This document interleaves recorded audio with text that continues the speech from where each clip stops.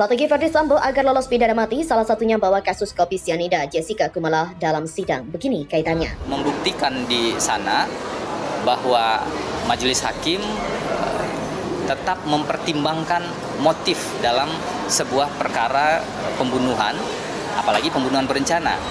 Jadi banyak pihak sebelumnya misalnya ada yang mengatakan dalam kasus besar sebelumnya seperti kasus Jessica begitu ya, dengan terdakwa Jessica pada saat itu motif tidak wajib dibuktikan. Nah, ternyata di putusannya tidak demikian. Majelis hakim tetap mempertimbangkan motif tersebut dan majelis hakim juga mempertimbangkan di putusan-putusan yang kami ajukan sebagai bukti ini. Ini ada suatu kefatalan yang sangat berbahaya ya, membandingkan kasus Jessica Wongso dan juga kasus Verdi Sambo. Pertama, karena sendiri itu adalah sipil dan sipil ya.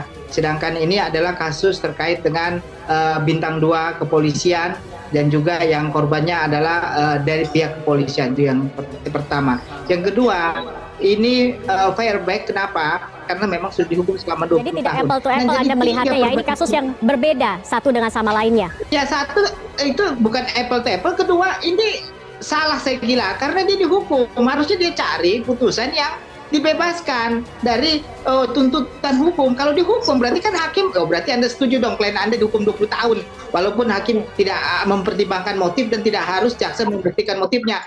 Kasus pembunuhan ini kasus yang sangat gampang dibuktikan. Kasus yang sangat simpel gitu ya.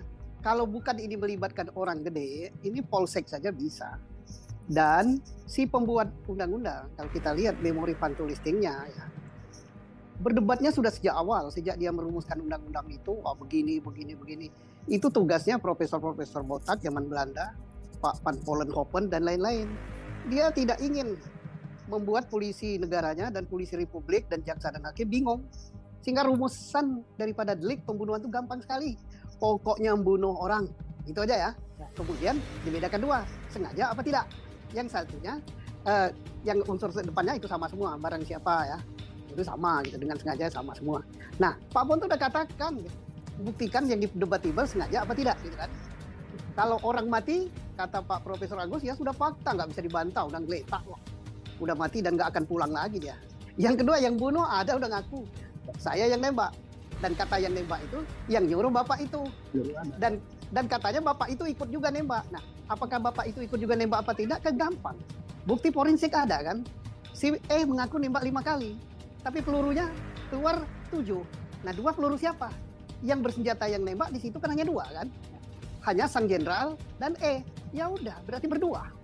Nah, disengaja apa tidak? Ya sejak dari Magelang, kata Pak Ponto, udah dikasih senjata. Dan si Baradae itu nggak ada inventaris senjata. Yang ngasih senjata siapa? Si jenderal.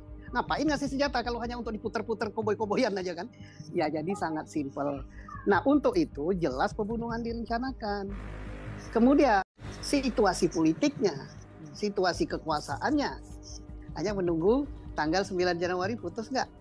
Diperpanjang istimewa apa nggak? Kalau nggak, ya keliaran lagi di luar. Kalau udah di luar lain cerita gitu. Kalau tidak diperpanjang secara istimewa, tanda petik, maka para terdakwa 5 orang itu akan bebas. Ini sengaja para pengacaranya atau advokatnya membuat tarian. Dia buat tarian supaya majelis, jaksa, dan publik terbawa oleh iramanya. Nama Erna pun menjadi sorotan setelah menjadi jaksa penuntut umum dalam persidangan Verdi Sambo dan juga Putri Candrawati.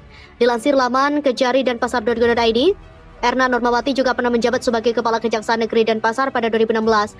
Erna pernah menjadi asisten pengawas di Kejati, Jawa Tengah pada 2017. Erna juga sempat menjabat Kepala Satgas Sumber Daya Alam Lintas Negara. Erna Normawati juga mengenyam pendidikan hukum hingga S2, di mana saat ini Erna Normawati tercatat aktif sebagai salah satu JPU di Kejagung RI. Erna sebelumnya juga aktif di bidang sosial. Erna Normawati juga pernah menjadi Ketua Panitia Dana Palang Merah Indonesia pada 2013 silam.